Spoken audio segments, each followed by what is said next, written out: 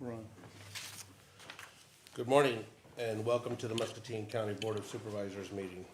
Today is Monday, October 25th at 9 a.m. and the first item on the agenda is to review the agenda. Move to approve as presented. Second. Motion by Jeff, seconded by Scott. Any discussion? Hearing none, all those in favor signify by aye. Aye. I vote aye, opposed.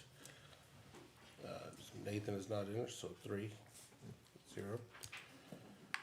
Next item is a public hearing on the request from Humberto Vasquez Cobos and Dolores Ortiz Ramos, record owners, to rezone approximately 3.13 acres in the Waspy Township, east of 701 East 6th Street in West Liberty, Iowa, in the Northeast District quarter section of 12T78 North R4W for A1 Agricultural District rezoning classification to I2 Heavy Industrial District zoning classification. This is public hearing for that. Eric? Mr. Chairman and Nancy, we might want to check with the applicant to see if he wants to go forward this morning. If there's not a positive recommendation from the zoning commission on a rezoning, I believe it requires a higher burden of affirmative votes from the Board of Supervisors. I think you're right. I think it's, my math's not real good first thing, 2/3 of 5. But with only 3 people here, it would really have to be unanimous.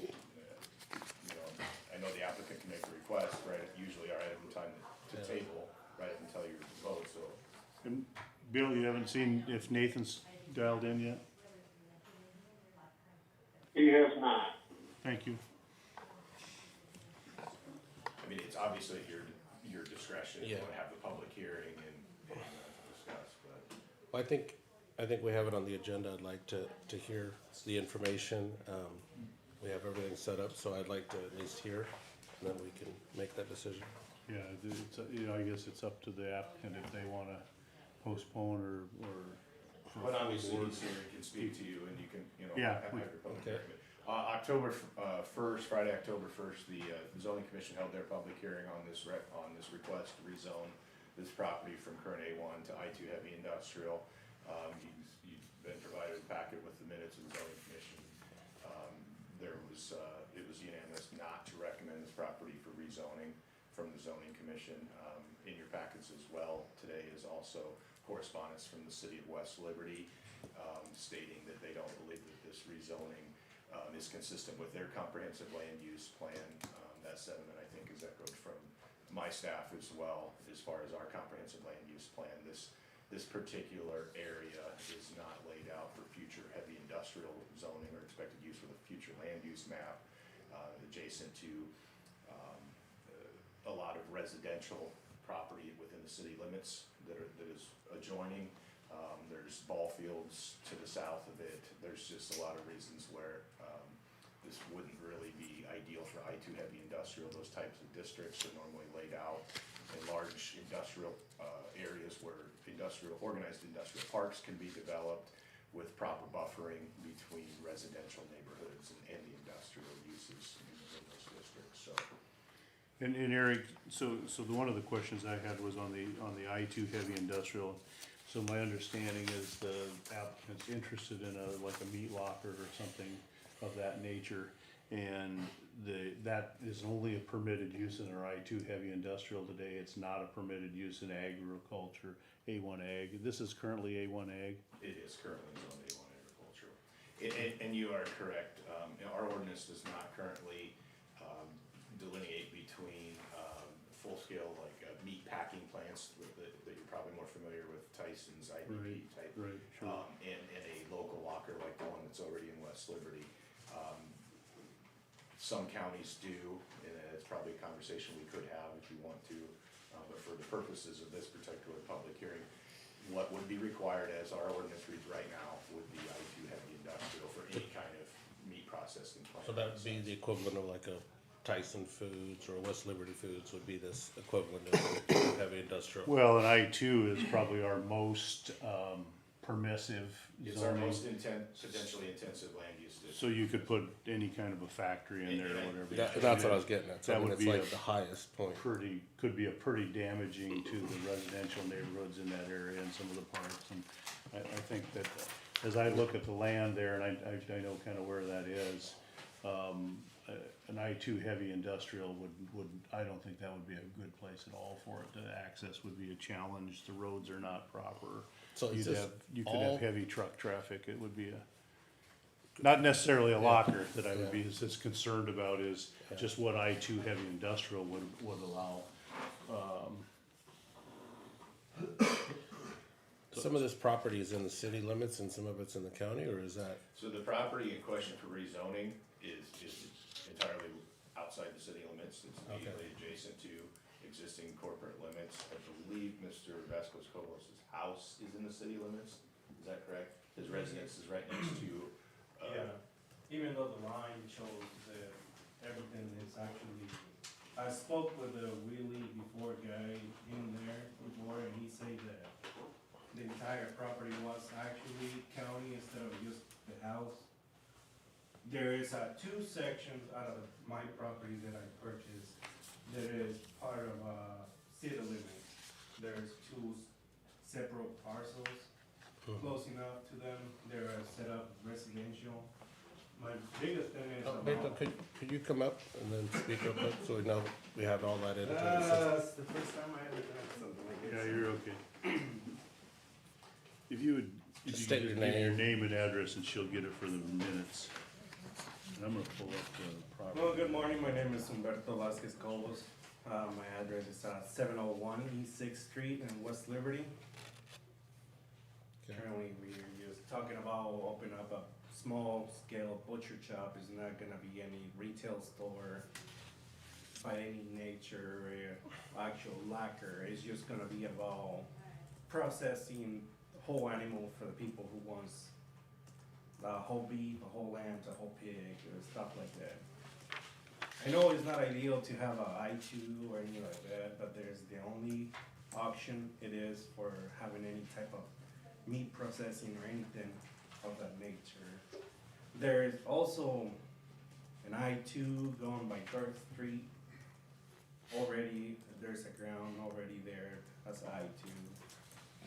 Next to the golf course or football area in 3rd Street. So there is two separate parcels attached together by my house, and the property that we're requesting to do the I-2. There's two separate parcels, are part of the city, and then the other part of the house with the other ground, it doesn't specify if it is part of the city or the county, which is one of the things we are not sure about. We are city or county. I'm happy I'm county, but I'm happy that I'm in the city too. So it's a unique spot. Yes, it's an actual unique spot. So you're wanting to do a meat locker, and there's a meat locker currently in West Liberty, correct? There is a meat locker currently in West Liberty. I'm not gonna do an actual meat locker. It's just gonna be basically, I will have animals on my farm, which is I do have right now. And we'll be selling to people, you know, my Hispanic culture, we do have, we buy a whole lamb or a whole beef for a party, a quinceañera or any type of that, a whole pig too, and we wanna have it fresh instead of just having frozen. But also I wanna provide the people who wants like local fresh, people who knows where the meat come from actually too. To be able to say like, hey, I wanna have a half a beef and the other person wants a half a beef. There will be just a cooler exactly for storing all the guts or hinds. Most of the bones, they take everything because we're not gonna be frozen any meat, or we're not gonna have any frozen beef or anything like that, or any retail store either. It's just about people come and get a whole animal and take it the same day that they purchase and they get slaughtered, basically. It's gonna be basically like a small scale slaughterhouse, basically, that's what it's gonna be. Not an actual meat locker. You won't be actually doing any processing per se, in that regard and cutting up different cuts off of these carcasses and so on. You're, No, people will. you'll either half them or quarter them, I'm assuming? Yeah, half of them, and if people wants a whole beef, they will have the whole beef. My job will be about just gutter them and Yeah. do the process for them, but they will take the whole animal the same day that they purchase. There will be no storing of the animal or any big cooler for that.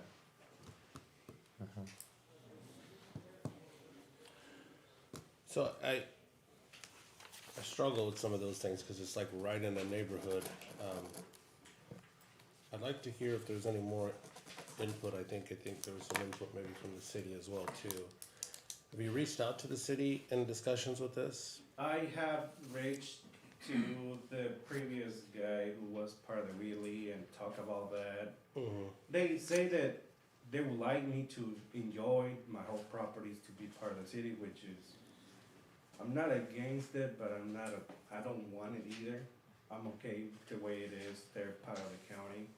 Because once you enjoy part of the city, well, city limits, you're not allowed to have any livestock, which is, I do have livestock on my property. Yeah. And I wanna keep doing that so that way I can provide people with a whole beef or stuff like that, or. You're right on the edge. Basically, Yes, it's a you're unique right on the spot. edge It's of actually the city and the really county.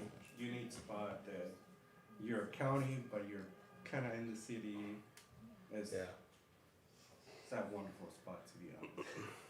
I- And I know it's not ideal to have an I-2, yes, I know. My more ideal would be like me going outside and buy a different land, well, unfortunately I cannot afford all that much money to purchase a different land, build a building, and this is gonna be just a weekend process basically, Saturday and Sunday. I will have my full-time job like everybody else, but then I wanna provide the people on the weekends, say like they wanna have the animals processed or anything like that.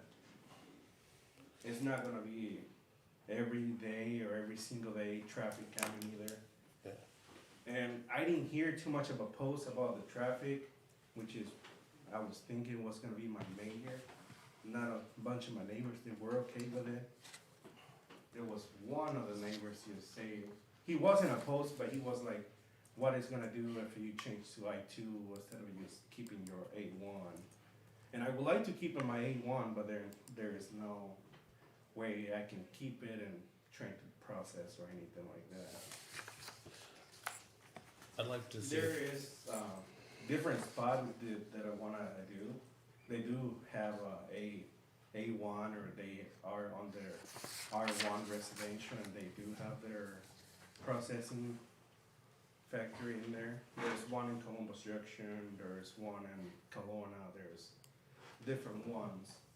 And this is something that is gaining more popularity to have a small scale butcher shop instead of meat locker, which is creates employees and all that. This is just gonna be a one-man operation, it's not gonna be super big, so that's why. What's your plan for, the waste disposal? We're gonna be hiring a rendering truck. Mhm. Whenever, say, we process Saturday and Sunday and we call the company, say like, hey, we have the disposal for you on Monday or Tuesday. That's why I wanna build up a small cooler. It's not gonna be a bigger, but it's gonna be enough to store all the hinds or disposal that I'm gonna get from the animals. That's way it doesn't create smells or Right. anything like that, which is my biggest concern too, because I like to keep my property clean as I've been doing right now, cleaning the property. I'd like to see if there's anyone else from the public that'd like to speak on this. I can speak on that. Yeah, certainly.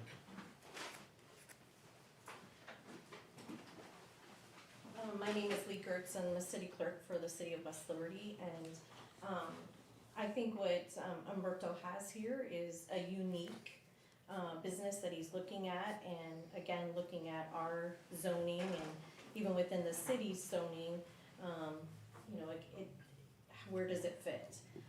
If Umberto was annexed into the city of West Liberty, we allow special permitting for something such as this because of what he's communicating, the size of his operations. I do not know if the county has anything like that within agriculture or any type of special permitting, so that would, you know, I wanna see us try to make this happen for them. I think the city would agree that, again, if he's not looking to, you know, start a meat packing plant, which it doesn't sound like it, sounds to me like he's wanting to do a customized business to meet specialty needs that we don't have available. And so again, I think it's just how can we work together to make it happen, if it's through annexation of his property with the city, or again with you folks, if there's something that fits that. From what he's saying, it doesn't sound like there would have to be any, you know, increase with the infrastructure. I know the family that owned the property prior to this, they had auctions twice a year in the area, so you know there was a lot of traffic that traveled back and forth between there at least twice a year. But as an overall day-to-day traffic, I mean, based on what he's saying, I don't see that being an issue. And I know, if I remember the history of the property, the reason why the house had become a part of city limits is because the owners wanted to have city utility. And so they annexed the house in for city utility, but kept the outbuildings and the agriculture piece separate. So again, because the city had updated their zoning, which was to remove agriculture. But I do know we have, even with the meat or the custom butchering that we have that's in the industrial park, I do know that they are permitted, they have a little bit of small agriculture, such as chickens or sometimes a few beef, that they have right outside of and they were permitted to do that as a part of their business. So I think from the city's point is, how can we work together to see if we can make this work for Umberto, so long as he's going to follow what he's saying, the type of business that he's gonna be having here, so. Okay, thank you, Lee. And Lee, in your comprehensive plan, that's kind of an area identified as, It is, yeah. But again, I mean, since there's agriculture there already, and if that's gonna maintain agriculture and we have residents going up around it, that could stay agriculture and there's still gonna be livestock out there and, you know. right, Right now, I would say more to the north is where we're seeing a lot of development, but I don't wanna take away from if there's an opportunity there for a developer around the area. But I think that's what happens when you have cities come up around, you know, agriculture. We see it every day. You have to meld, right? So. And I also want to address that I own the ground behind that property too as well. right. I don't own that ground. So there will be no development between that ground. Everything's gonna stay the same. Good morning, my name is David Hogan, I'm a city manager in West Liberty, and I do agree with what Lee's saying. And I guess the only thing that I would add is that we really, you know, prefer not to see that zone as a heavy industrial area. I think Lee's right. I think if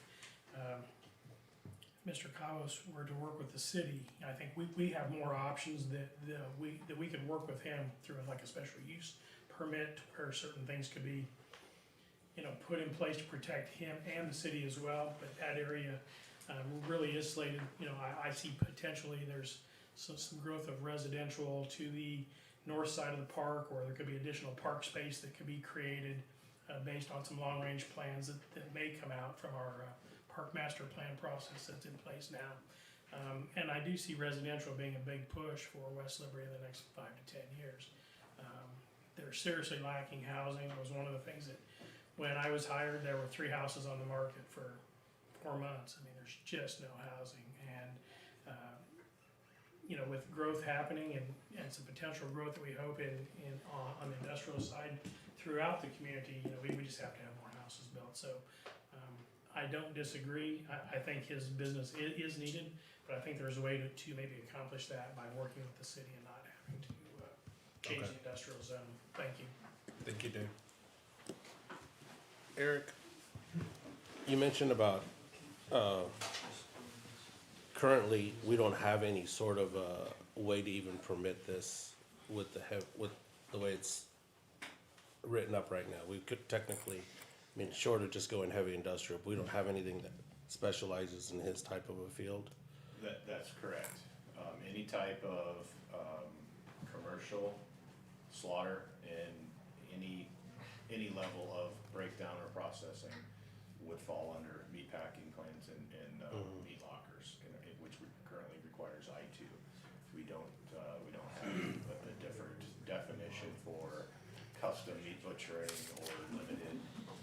It's all only listed as a special use permit under the I2 heavy industrial district. Yeah, and I think that, you know, over the last 2 years, I think we saw, particularly in the county as well, we saw issues with the consolidation of large meat packers. Yep. And some, you know, smaller operations provided some great relief to some problems we had with some of our livestock managers. So I think this is an issue. And unfortunately, in this case, you know, I don't like the idea of an I2 in that area. I think that would be kind of spot zoning, and I don't think it's the intent of the project. I think there's a possibility of a way to get this done. Sounds like a nice opportunity. I'm a little disappointed that we don't have, and I think maybe that's something the county needs to look at, is how do we look at our long-term, our zoning plan and stuff to be able to accommodate requests like this more effectively. But that's a process, and we all know that could take more time than, I think there's probably a better process the cities could have a shorter process than the county would be able to do. But, Yeah, I think that's something long-term we need to have a discussion on. I feel for Umberto, I understand his challenges. I think the concern that I would have if he were to go with the city, your concerns are the livestock, Umberto? My concerns are the livestock, and the chances are that they will agree to do it or not. There's chances they will not approve it, is what I'm being told. There's also chances, which is, then I become part of the city, and then I could be forced not to have livestock around that property too. And also, my biggest thing is, well, not my biggest thing is, my other concern is about, could I operate under home occupant on that property, which is, I understand that I can operate that type of business right now if I want to, under that section, instead of just doing I2 as well. I don't know what home occupancy. So our home occupancy ordinance does allow small-scale home-based businesses in both R1, R2 residential as well as the A1 agricultural. A typical home occupancy is someone that cuts hair, or even, you know, some online sales type. There's very strict limits to the size scope of home occupations, particularly and specifically addressed are nuisances, noise, smells, dusts, vibrations. We discussed that, and he is correct that potentially he could begin operations, but I think the likelihood of a nuisance complaint is very high. I wanted him to be clear on that. If his operation were to grow at all, to where an outside employee would be needed, that's not allowed under home occupation, no signage. Vehicles associated with home occupation businesses cannot be larger than a 1-ton truck, so in all likelihood, the rendering truck that comes to Would not be able to do that, yeah. would already be a violation, and so I think there's just a very high likelihood of complaints on that type of business. yeah, I would say that we have seen this utilized throughout the county in a few situations, and they've always become points of contention long-term, because, you know, we all would hope that you have great success in the endeavor. That's what you know, you don't start something not to have success.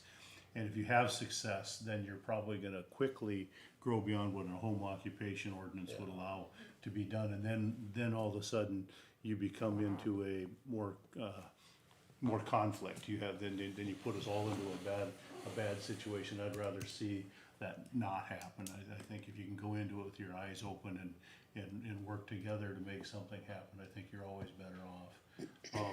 You know, I happen to, you know, I live in the city of Muscatine, and to your comment about the A1 Ag, and there was a home, and I don't know, my word, it must have been many, many years ago, because it's smack in the city, and they keep horses. They've been allowed to keep their ag exemption and their animals, and they still do. So I think that that's not an uncommon practice in Iowa.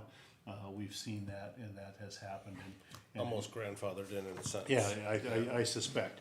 I don't know, that's not my area of expertise, but I do know that in the cities and in their planning and zoning operations, and they have a little bit more flexibility than we do in the county. And we do that a little bit intentionally, because we don't want large industrial operations to move into the country and to be able to cause other issues, because then we have roads and infrastructure and all, you know, that's why these I-2 zoning exists, for the heavy traffic that these operations can bring, so, thanks. I think that's all. I just, without getting into the weeds too much, the zoning commission did also have kind of this same discussion about whether we should be looking into, kind of separating levels of meat processing. And certainly, at your direction, I would love to look into that, because as for the reasons mentioned earlier, just from the logistics and food supply issues that we saw in the last 2 years, the packing plants, there is movement afoot at the state and federal level to assist smaller scale food processing. So I think it's a topic at your direction I would love to look into. There was interest expressed by the zoning commission. A totally different topic, I know, but I think it's something that we should probably revisit for those reasons expressed. Yeah, I think that's something that we definitely should have, knowing that we'll either can put that under other items to discuss further, but I think long term. Yep. The question is this property ideally suited by our comprehensive plan in the city of West Liberty's for I-2 heavy industrial? That's really what it boils down to today. Correct. One point that hasn't been discussed is, I'm assuming this is on city sewer and city water, I don't know if the house is, I believe it might be on House city. it is. where the operation's gonna be. No, it's not. I haven't have anything yet, because I'm waiting for any kind of approval before I start building anything. Oh, Other than that, okay. I'm just gonna build some- So Okay. even small scale, there are some concerns on how to handle Because, the needs of. A business of this nature takes a tremendous amount more water than you ever dreamt it would. I can assure you of that. And my other question I have is, what is the guidelines as far as health inspections, food inspectors, and so on and so forth, So inspecting? there are different levels of licensing through, I believe it's Iowa Department of Agriculture and Land Stewardship that provides licensing for meat processing. There are some different levels for that, and that is something that regardless of the direction zoning goes with either the city or the county, that he would be subject to. And I already did contact the Department of Agriculture for that, and they already come and look on the properties and tell me about the costing Yeah, and all that. And I did talk about sewer to the previous Wheatley person, and they said that the city could connect it to and do what city sewer, and I do have a well water for that property. Okay.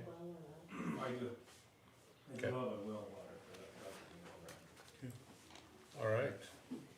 Hearing no more public hearing. I'll make a motion, we close the public hearing. 1 second. Okay, motion by Jeff, seconded by Scott. This is a roll call vote. Scott? Aye. I vote aye. Jeff? Aye. And is Nathan on yet? Aye. There we go, all right, Well, welcome, Nathan. okay. All right, so now we move on to the next portion of this discussion is discussion and possible action to approve the ordinance of rezoning the approximately 3.13 acres of the Wasby Township for A1 agricultural district to I2 heavy industrial district for the first of the 3 readings. This is a discussion with possible action. So Nancy, a point of clarification, so we would need to vote on this, and this, would the action need to be approved, to vote, a motion to approve? My intent would be I do not support rezoning, but we do need to go to a vote process to see what everybody is, so we need to make a motion, so then we can all vote as. Right, make a motion to approve in a second and then vote. And then, So I will move to approve, I will make a motion. okay, so we have a motion by Jeff. I have a second. We have a second by Scott. Any discussion on this? I do. I'm obviously very concerned about this, knowing that it definitely is needed. However, I struggle with how we probably would have issues if we did spot zone this.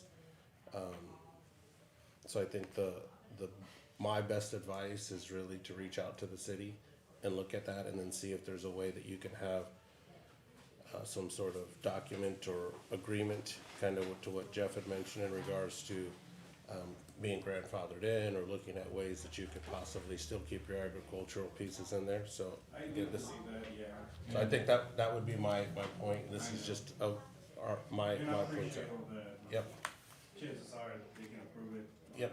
that's just giving you my points. No, So, they- all right. So this is a roll call vote. Nathan?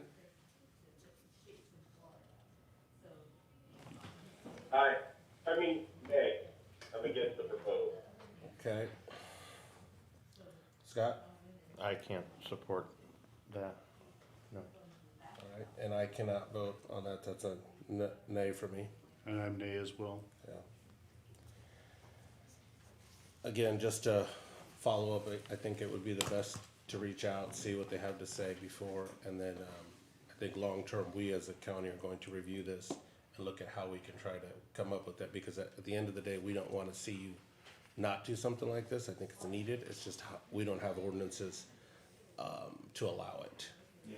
And our planning and zoning is recognizing it as well. So I think that'll be an action item that we will take away from this to give to our Eric team in planning and zoning to try to follow up. So I encourage everybody to follow up next couple of months. We may have something, but currently right now we do not. So I appreciate that, I Umberto. appreciate all that. Yep. Thank you for listening. Yep. and all that. No, I'm anxious to hopefully see that successful in the future. It might not happen because there was already one request for the city to do that and they denied it, so. I just think that you've sparked enough interest, so I hope that you reach out. We have a new city administrator, and there may be some challenges that he can work through to help something succeed from it. So, thank you. Thank you. All right, moving on to item number 4. This is a discussion and possible action to approve resolution 10-25-21-01, approving the amended and substituted county electronic service system 28 agreement with County Recorder Sarah Hurst. We're gonna try to not have Sarah talk about Okay. this. This is an agreement that's actually been in place since like 2005. And this just amends that agreement to the way it was originally written. The Recorders Association was able to enter into contracts. That was pretty simple at that time. It's become much more complicated, and so this changes it so that it's not the Recorders Association that's entering into those contracts. It's, So it would be actually our recorder's office entering into the. no, hang on, let me find the agreement. I thought that was in the. This changes it so that electronic services system is entering into those agreements rather than the Recorders Association. And it goes along with a legislative change that occurred this year in House File. 527, which mandates the county enter into a 2080 agreement, provide these services. Basically, I think, the webinar we attended on Friday, the scope of work has just gotten bigger than what could be handled, and so they went in and got a legislative change, and so it's mandated, and this agreement is basically a way to enter into those agreements and create a board that's representative and do that. So that's my 2 cents. Okay. So I'll move to approve. Motion by Jeff, Second. seconded by Scott. Any further discussion? Hearing none, all those in favor signify by aye. Aye. Aye. Aye. Vote aye. Opposed? All right, 4-0. Thank you, Sarah. Next item is item number 5, discussion and possible action to approve the change order number 15R in the amount of $4,314.56 and change order number 16 in the amount of $1,447.19 for the Muscatine County Jail Expansion Project with Mike Nolan of Horizon Agriculture and Planning and Zoning Administrator Eric Furness. Morning, Eric. You've got Mike's little summary, I believe, in your packet. Change order 15R addresses some concerns and a request from actual staff to add HDMI power and data from the booking desk over to a wall where they would like to place some monitors that provide views of some of the holding areas. Not part of the original design. The original design would have utilized desk or counter space within the booking area. As the walls went up and we started to see the width of the space, what it would look like, where you had good views of different areas of the booking and holding area, the staff felt that putting these monitors on a wall instead of the booking desk would provide a better view of what was going on inside those from different areas within booking. If they were placed just on the booking desk, you'd literally have to be sitting at the desk to see those monitors, what's going on in the holding cell. So this proposal was made if they moved them and put them on a wall, if they were over here at the fingerprint machine or at the desk, they'd still be able to see those monitors. I think it is a good idea. I think it was something that they saw once it started to go up, that this would be the better location, provide better security in that area to put those monitors on the wall. Because it wasn't part of the original plan, there wasn't specs for providing the power and data and networking chases and outlets on that wall. So that's what this change order reflects, is the desire to put some monitors in a different location for better view. I'll move the approval. Eric? I'll second. Eric, is this the company that we normally use for this type, or is this who was already part of the general contractor as far as Crawford Company? Crawford Electrical is, their electrical division is the electrical sub. So they would actually, they normally. They're just adding on to the chases existing of onto it, what they're yeah. doing? Yeah, what they're doing. And then, they pull all the wires.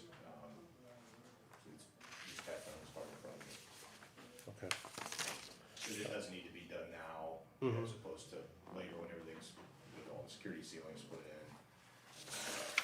in. Okay. All right, so we have a motion by Jeff, a second by Scott. Any discussion?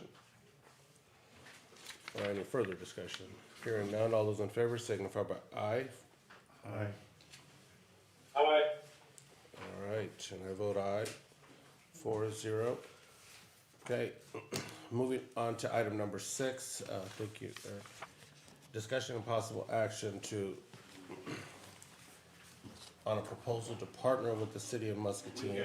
We got 2 change orders we need to approve as this one, so we did 15. Oh, so I just. guess we could have approved my both bad. of them. I but- did, I thought we were looking at. Yeah, you you're probably right, need me you're to right. address Okay, so 16. then the next item is the change order number 16 in the amount of $1,447.19, and this is also on the jail booking expansion. So if you'll recall, a few weeks back, we had a change order where we added 4 of the security access doors for the barrier deck ceiling in the holding cell area. Those were to provide the necessary access for general services to HVAC controls, water valves, various things that are in that ceiling. When that need arose to order 4 of those, General Services staff met with, Mike Nolan, and they determined that, 4 of them would be sufficient. A couple weeks ago, we got a call from the contractor who was preparing to, facilitate the placement of that barrier deck ceiling in those cell areas, and wanted us to come down, myself and General Services, to verify the exact location that was desired for these access panels that we had already ordered and approved. We got to looking at one of the areas that there's 3 large cabinets up in the ceiling. When I say large, they're maybe 2 foot wide by 2.5, 3 foot tall. There's 3 of them that provide access to HVAC controls. I'll take ownership for this one. I didn't feel that one access panel in that location was gonna provide Oscar and his staff adequate access. You can't climb across this barrier deck ceiling, and just, it wasn't something that I thought that our general services people needed to be fighting for the next 20 to 30 years, not having proper access to these components. I think the hope, when they originally thought they just wanted 4, that they could make 1 work. But when we looked at the placement of trying to split the difference of 1, I just don't think it was gonna work. Oscar was hesitant that he was gonna be able to get, and I just said, let's get another one. One of the main goals was to provide better access for maintenance and being able to handle issues, and I said, now's not the time to try to cut 14, and I knew the approximate cost. I said, we gotta provide our staff with access to these components, and 1's just not gonna cut it. So we're adding 1 additional one that everyone is confident now will give those guys the access they need to get it done. This would be an additional access door then. 1 additional access panel and 1 additional set of the ring security locked that goes into that panel. Part of the issue is the wall turns at an angle right there, and we were gonna have to try to split the difference, and there would be a lot of reach to try to get into the 3rd panel. There was no way to really perfectly center it to try to get access to those 3 panels. And I just told Mike, I said, we need to give them what they need to have for the next 20, 30 years to service this equipment that's up there. I would move to approve. I'll second. So I have a question. On the $257, we have overhead of $33, and then we get hit on the Swanson overhead also for another $184. Is that, we're getting hit with overhead for both groups, or is that just a general?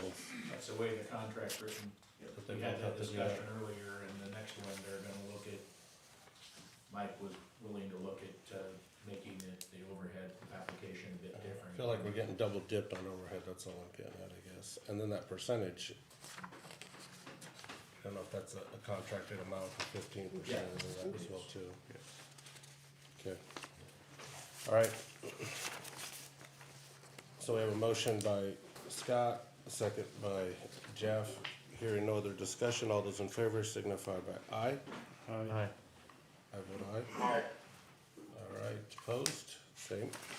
All right, thank you, Eric. All right, so moving on to item number 6. This is the discussion and possible decision on the proposal to partner with the city of Muscatine to construct a firearms range and training facility with Sheriff Quinn. Good morning. I sent out the packets, I believe late last week, the proposals from Mcsa. I have Captain Tony Keith is here today as well, with Pat Lynch from the city of Muscatine. And we can answer any questions that you have arising from those packets. One of the questions I had, when I read through that, I'm trying to understand the scope of services. It was, the contract was roughly 70,000, and, you know, the initial proposal. And it, quite frankly, I didn't see that we were getting anything. So I didn't see design, and I didn't see, you know, like site plan. So is that, am I reading that wrong, or, so this is like a real estate search? Sort of. Pat Lynch, city engineer, city of Muscatine. The scope of services for this portion is more of a due diligence. They're going to find a site that is conducive to this type of range and facility. It's a 300-yard rifle range is what we're looking for.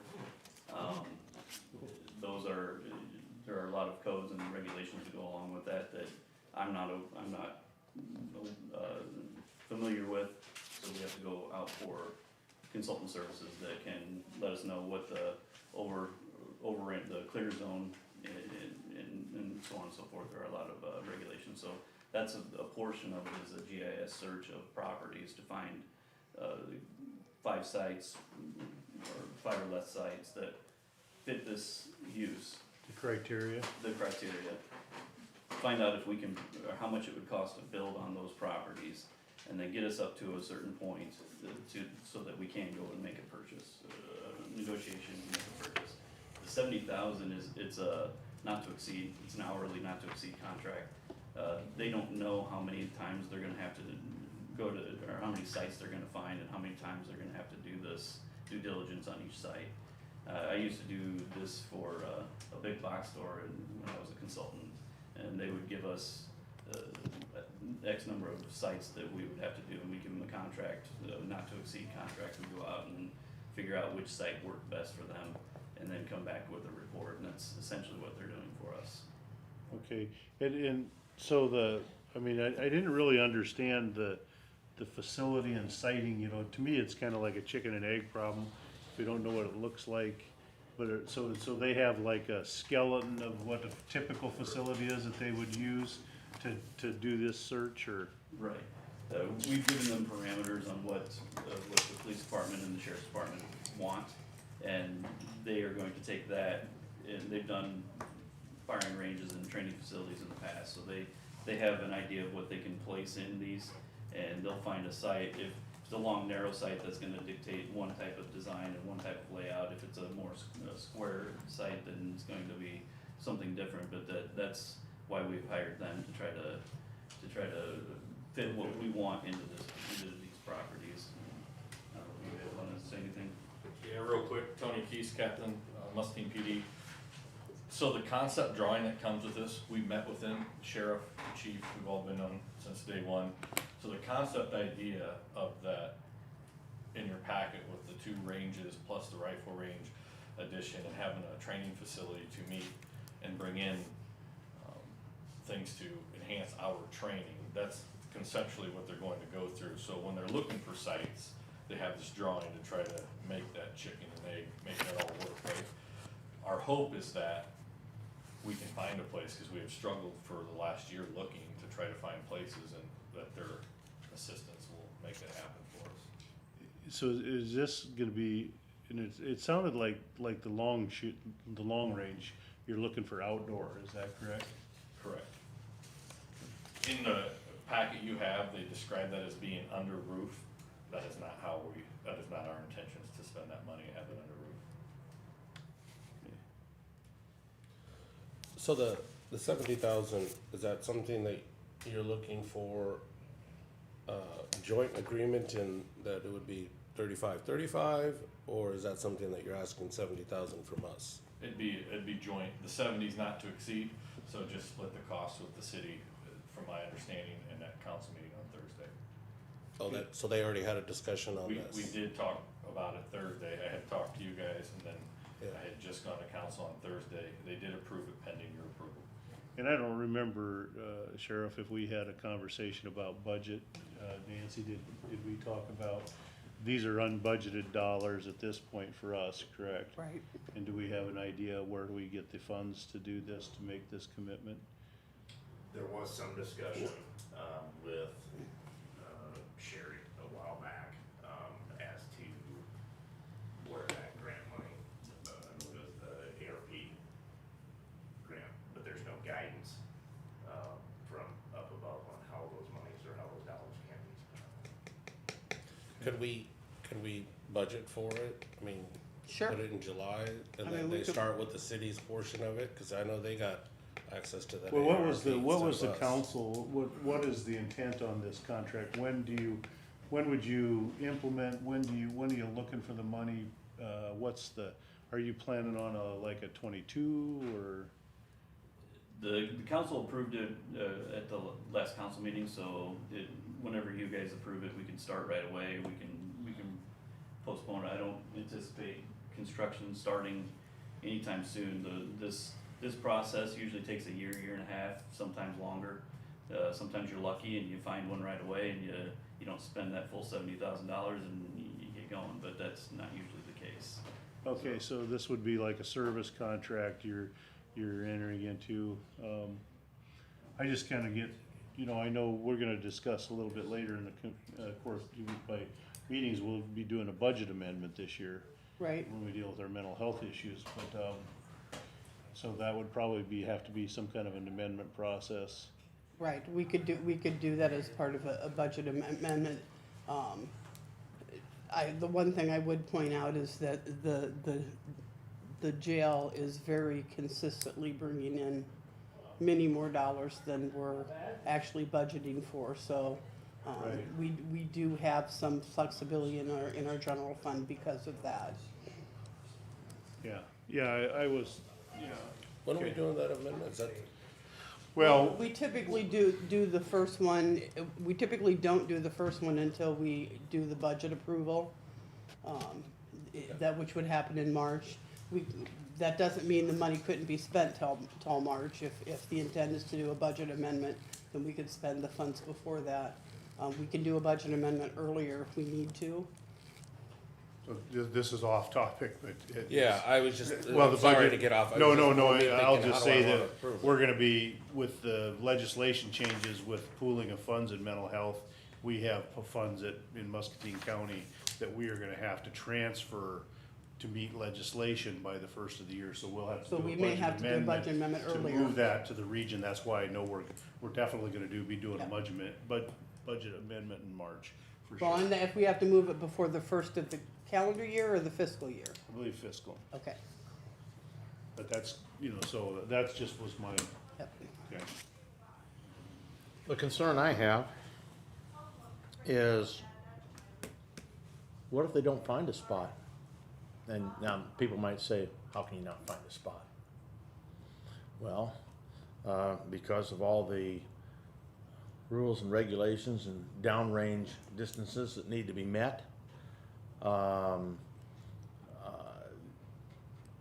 Quite honestly, from the proposal that the Conservation Board worked with on that particular gun range out there off of Iron City a number of years ago, and being involved in that, quite honestly, there's not many parcels that'll fit the criteria. Not many at all. And then you have to have a willing seller if you find one. So what happens if you spend $70,000 and they come back and they say, there's not a chunk of dirt here, we can build one? That's a risk we have. We've been looking for the past year for a range or for a range site, and we haven't found anything yet. So we're reaching out for help on that end. I mean, we could spend years looking ourselves with the limited And time that's a we have cost. at the cost to the county and the city. Yeah. So another question that begs for me, and this would be for maybe Jim or Nancy, is, if I could, I think there's a potential we may not find in Muscatine County a suitable site. I think there's a potential of that. But what if you found a suitable site close and not, in a different area? Would we be able to spend, I don't know if the city or the county could spend dollars in those areas. Like you mean in Louisa County or something? Like is that over what in you're saying? Louisa County, let's say we found a place in Louisa County, we could accommodate such a facility. The Are we discussion allowed? came up at Illinois too. Yeah, or Illinois, would we be allowed to spend Muscatine County taxpayer dollars to construct facilities outside of our jurisdiction? I think ideally in that situation, you'd look to gain the cooperation of the entity that would serve the same area in that jurisdiction, make a 2080 agreement like we've done with others, and then you get outside the county type spending. I mean, it's a good question, but I think that would have to be part of the equation. To just go out on our own and do it, I'm not sure that'd be prohibited, but it certainly would be more ideal to have a joint effort if we could do that. Well, certainly if you're gonna build a facility of this nature, you'd wanna be partnering with whatever the local jurisdiction, because they may not desire it either. You know, cause we all know kind of what, you know, all the controversy we see around any kind of facility like this. Cause I mean, technically, you would still own it and operate it if you bought it out of the county, it just would be located out of county, so I don't think it would be a complete bar, but, you know, there may be some value to a multi-jurisdictional, you know, Training facility, that might be able to be shared by more entities. But that's, you know, I assume that's part of this process is that may evolve as it goes on if you choose to move forward. And I think we'll address that if it comes to that. I wouldn't get too hung up on that. And that's one of the reasons why we did the hourly not to exceed, is because if we get into a situation like that where they're not finding anything, we stop it at that point, and we don't let them get to the full 70,000. The initial portion of this is for them to set up their GIS system, punch the parameters in there and see if there are properties in the county that fit these criteria.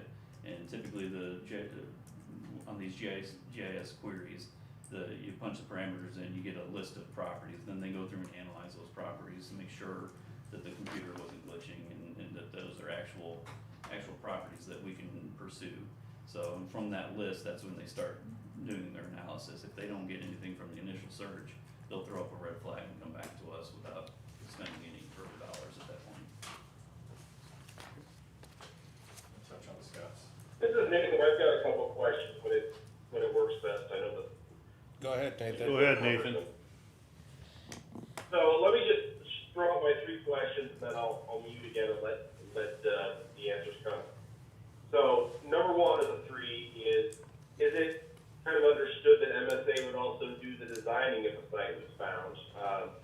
Number 2, it sounds like this isn't going to include any suitability analysis in terms of dealing with neighbors, you know, kind of like Scott brought up with, are they going to interview people? Are they going to gauge the acceptability of this to nearby folks? And third, since we brought up maybe looking at stuff outside the county, how broad is the search that they are being engaged to look at in terms of geography? Okay, I'll attack the last one first. The range that we've given them is, I think, a 15 to 20 minute drive from the city, because we don't want it too far at this point. We want the ideal situation right now. The second one, the public input, there's a certain time and place for public input. We need to know where we're looking at, what we're doing. We need the list first before we address any public.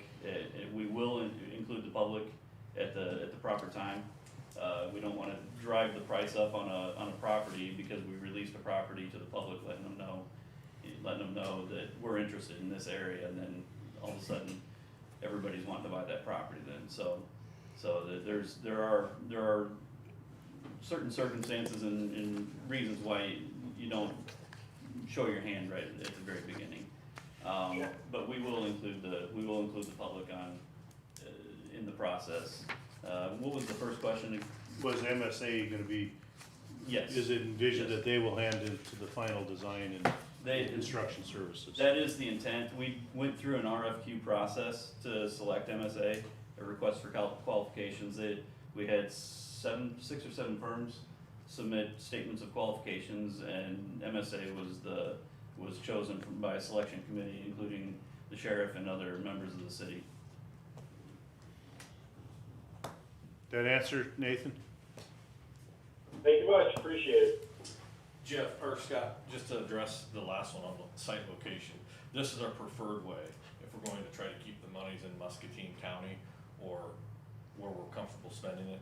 The other application that we talked about with MSA, but we are trying to do this outdoor training facility and range first, would be to do an indoor training facility with a range. The concerns that come up there, it is a bit spendier, and then to try to make it usable for bringing in vehicles and doing different types of training. That's another option. We were just going to try to find property first because it is definitely more cost effective. I understand. I just also understand the difficulty of the task at hand. Because obviously you can't have a piece of property that has any potential of being flooded. Any potential at all, and I mean never. You just can't do that. And when you take all the acres in the county that has that flooding potential, and spoon on top of that the downrange distances and dwellings and so on, it's a tough find. It's a tough find. We went out and looked at half a dozen, maybe more, different areas around the county. We looked at a couple that were already county property. I talked to Kurt Weiss about those, and there was some stipulation about, how that property came into our possession. If we were to use it for anything other than its current purpose, we would have to reimburse, the program that we got those acres from. I'm sure, if we go through this process, that discussion will probably come up again. I'm sure you guys have been asked this. Have you ever had any discussion with like the National Guard Armory, the one that was built out there by the airport? About joining services or maybe building something there close? Have you ever had discussions with them? I have not, as far as with this training facility or the firing range as well. Last time I talked to them, it was a specific charge to even use it to do BT training, that we weren't going to pay that cost, so there's nothing readily available for us to use down there. Okay. All right.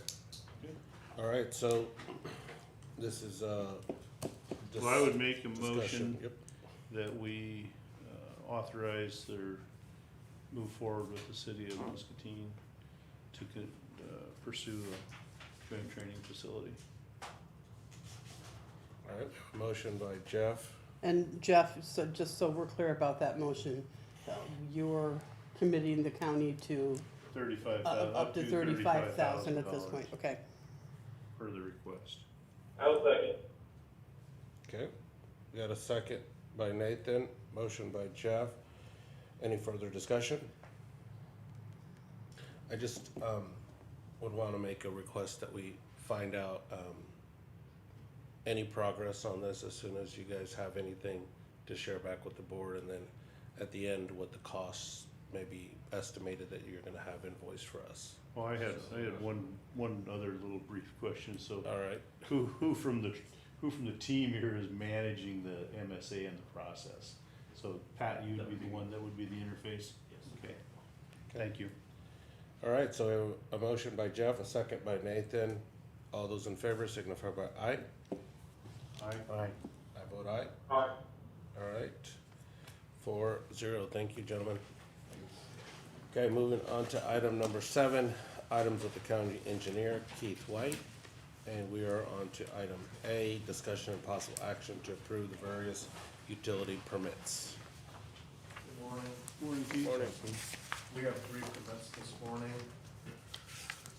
The first one is from Lumen of Galesburg, Illinois, formerly Century Link. Okay. One more of the 97 telephone company name changes.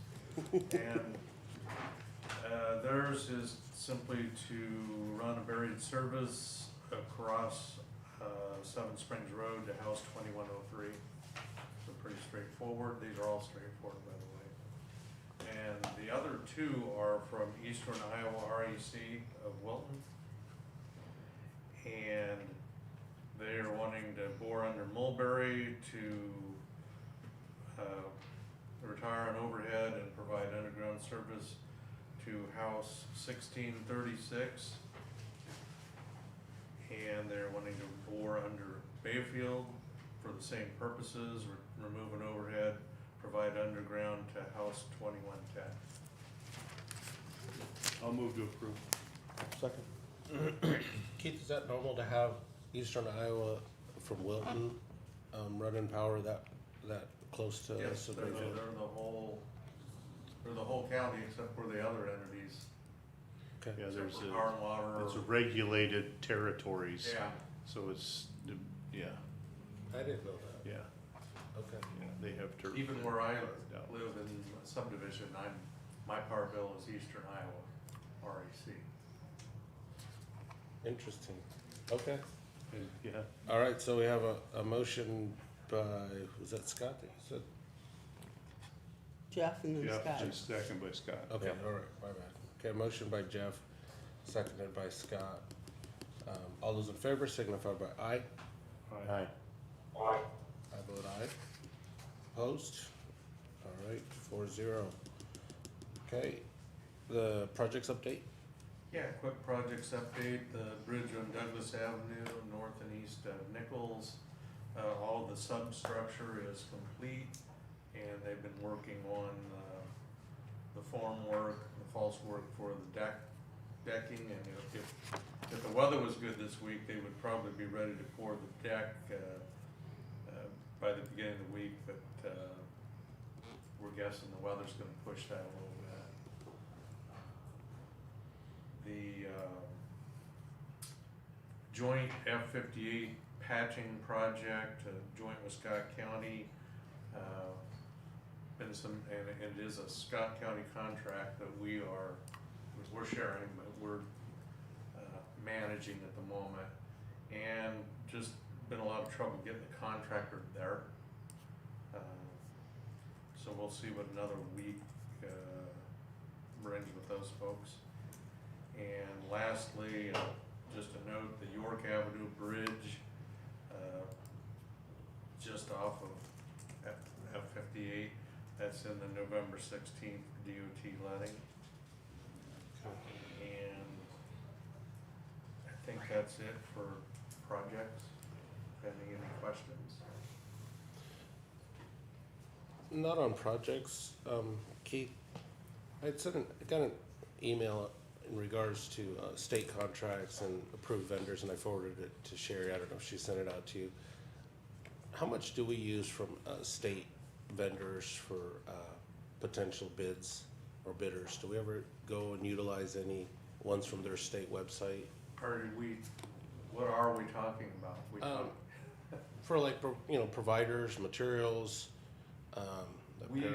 We buy some things through the DOT. Okay, That's my answer. so then we do, okay. Well, I mean, the hugest regular dollar one is, we are always part of the DOT letting unsolved, or have been for many years now. And that can be $150,000 a year, but, that's a common one. Blades, cutting edges for snow plows, motor graders, we lots of times buy on the DOT's prices. Okay. Some items, they do real regularly, and they send out, do you wanna get in on this? So we utilize some. And basically, again, if it's cost effective. And that's all I was trying to do, just seeing if we were taking advantage of those and making sure that they're available, that people knew about them, I guess. That's correct. Another item I wanted to mention is we do have the research and the field work done on Cape Cook Avenue and also on 41st Street down by the Mississippi levee. That we would be probably coming next Monday with a resolution to set a time and date for a vacating hearing for those parcels, so. And I think we have to meet the 4 and 20 type of rule, so. I usually talk to Nancy about what's a good day to do 4 and this. 20, we have to publish notice of the public hearing Okay. between 4 and 20 days before the public Oh, hearing. all right, Yeah, and we have to mail out the legal notices. okay. Well, thank you for that follow-up on that piece too. And I think that's all I have. All right, Keith, we will look forward to seeing that coming up. Thank you.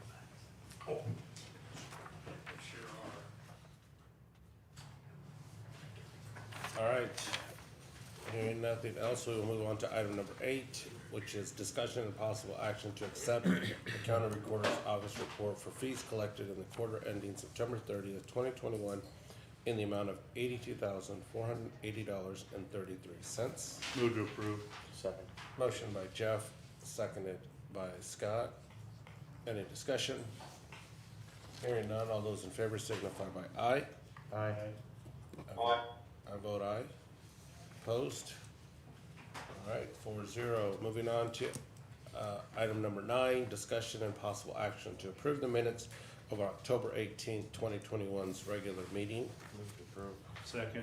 Motion by Scott, second by Jeff. Any discussion? Hearing none, all those in favor signify by aye. Aye. Aye. I vote aye. Aye. All right, opposed? All right, 4-0. Correspondence, Nathan? Do not have anything. Okay. Scott? I don't have anything to note other than the standard updates from Christy Ruby Williams. Okay. I had, the email that I mentioned that I forwarded to Sherry in regards, from, the state on potential state contracts or just utilizing vendors that are approved through the state. And then I got an email that, in the potential flooding, I think most of you guys got that from Robbie, and the EMA with knowing that the rains that we needed, but the concerns that come from that as well. Then we had a couple emails, one from, looking at requests for funding from West Liberty, Communications on broadband expansion, and I forwarded those to Nancy and to Sherry, with discussions long-term looking at if we would be able to utilize our funds for that, as well as one from Wilton Communications on their broadband expansions, and asking for more knowledge around where they would be utilizing it, and impact for dollars on that, as well as far as residents. So we'll review that and put that into the Excel sheet with all the different potential discussion items that we're looking at for funding. And that's all I had for correspondence. Jeff? That was pretty much it. We did get the letter from City of West Liberty letting us know that they were opposed to the zoning that we Yep. saw today, and Correct. had some conversations with Eric about that as well, and so, good. And then the one other piece of correspondence I would like to note that's coming down through there is, we got a letter that the jail was recently inspected and passed inspection with no issues. Good, and thank you to the jail staff for their hard work, and I know that's not always an easy task. Yeah, I hadn't saw this, but I see it now, so yes, thank you so much. That's a good plus for us on that. Committee reports, Nathan? Not have it. Okay. Jeff? Okay, on the 18th, I had the Eastern Iowa Mental Health Region Governing Board meeting. That was a in-person meeting. On the 20th, I had the Magic Board meeting where we went through budget. On the 21st, I had the State Mental Health and Disability Services meeting. And on the 21st, I also had the MCJCC meeting. Okay. Meetings. Yes, that's good. Those state meetings are like 9 to 3:30. It's like, oh, So glad you're jumping all over that. yeah, thank you. On the 21st, I had a MCSA board meeting, and it was partly shared with the housing group in regards to the partnership and what MCSA is doing in housing and in the community in regards to looking at, improvements and how they're partnering and what MCSA is doing in housing in the community, which has uniquely changed over the last 2 years. On the 22nd, I had a GMCCI meeting, and just a lot of good updates that the chamber's doing, and discussion about how they're looking at potentially giving back to the city, the 4th of July, and, you know, discussion on what they're gonna do with the holiday stroll. There was also a good discussion on what Chantera and Krieger's is doing for freezing for food that's gonna be coming up at Fairway, and I think at Krieger's that they're gonna be doing good updates for what they're doing from a board as well. That's all I had for meetings. Okay, I had, on Monday the 18th, I had Conservation Board, and on Wednesday the 20th, Riverbend Transit. That's all I had. One thing I didn't mention in the meeting on the mental health, Eastern Iowa Governing Board meeting, so as I've noted is, so the state legislation is gonna require us to move our fund balances all and pool those funds to the region. So we'll be required to do a budget amendment to do that later this year. It looks like everybody's gonna target to have them moved over by the beginning of the fiscal year. The other thing is, with the addition of some state dollars to the mental health funding, and coupled with the fact that in our mental health region, the legislation as currently written has some penalty clauses for the per capita dollars that we will get in our region based on fund balance. In the last 2 years, we have seen budget expenditures come in right around 70 to 80% of our budget. Because with people locked down, they just did not reach out for mental health services. Now, that's changing very quickly, and we're seeing lots of issues. So what we have done, the governing board approved a $3.6 million budget amendment to start, you know, a budget increase starting in January to put in children's services. I think we talked about that. We originally didn't have them fully implemented. A little tough to say you can't do it when you have a budget surplus. And then, so with the incremental state dollars that we now see going forward, there'll be a spend down of about $2 million a year in budget surplus up until 2024, and it looks like in 2025, you know, by 2025, the current plan should have us on a revenue versus expense net. But we're gonna be spending into our region budget excesses, which we're about, we're allowed, you know, the current legislation, they're allowing 5%. Now, I'm on the state board, and the state board is recommending heavily to the legislation that should be a minimum of 20%, just for cash flow. You can't cash flow a region with a 5% fund balance, it just doesn't make sense. So, because the state will pay quarterly to the region. So I don't know how you could say you can only carry a 5% balance when you're only getting quarterly payments.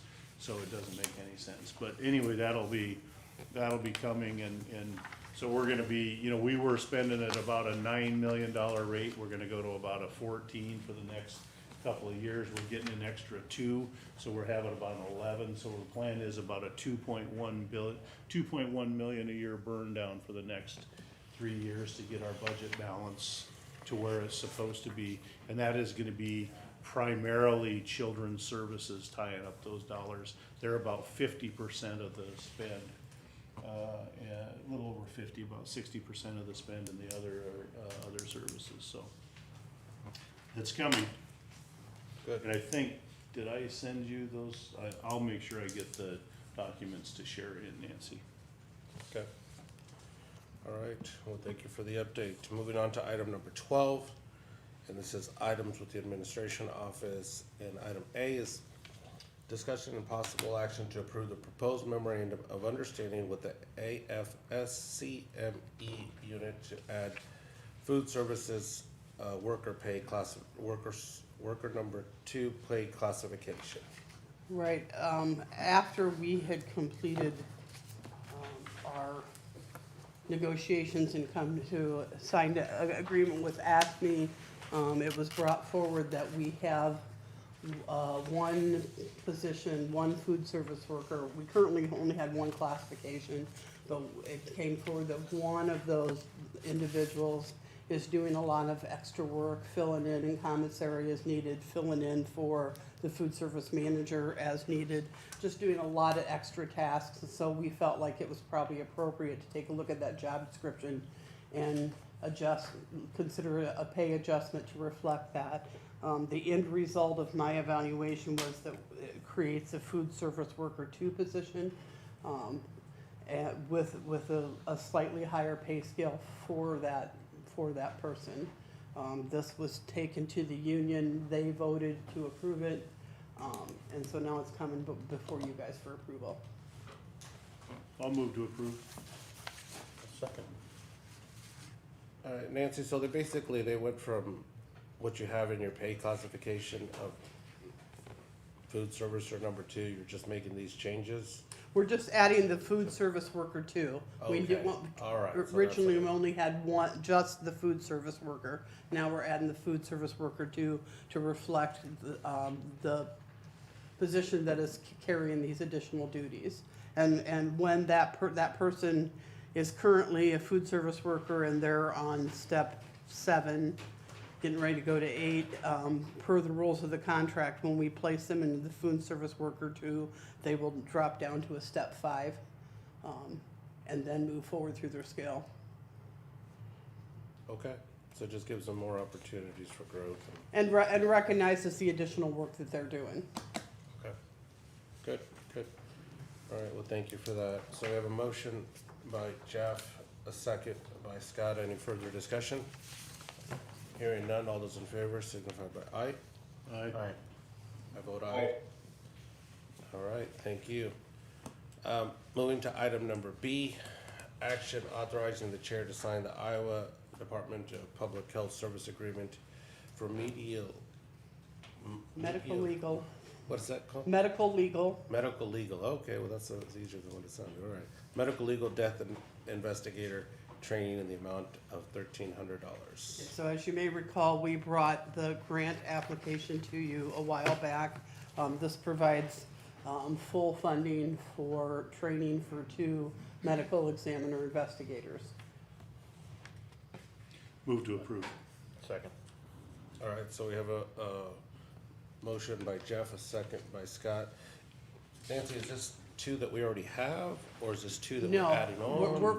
We're currently operating with, I believe, 5, which is tight. I mean, most of these people that do this also have full-time jobs, so we really need to get a couple of additional ones on board. We've got some of the individuals that are on call 10, 11 days a month. And that's a lot. You know, people are pushing back and saying, you know, I don't want to do this much. So we have potentially found 2 additional individuals that are going through that training right now. Assuming they both pass the training, then we'll bring them forward to you guys to hire them, officially hire them, and then we'll be up to a number that we feel like we can spread out that load a little better and make sure we have coverage without a couple of individuals getting burnt out from doing it all the time. Okay, well, thank you for that. All right, so we have a motion by Jeff, a second by Scott. All those in favor signify by aye. Aye. Aye. Aye. And I vote aye. Opposed? All right, 4-0. Okay, discussion and possible action to adopt the 2022 Muscatine holiday schedule.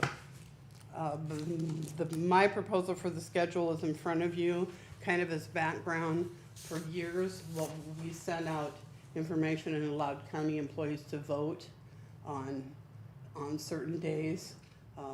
That almost always resulted in a vote process that was different than what you guys agreed to, and it was made clear to them this was just a suggestion.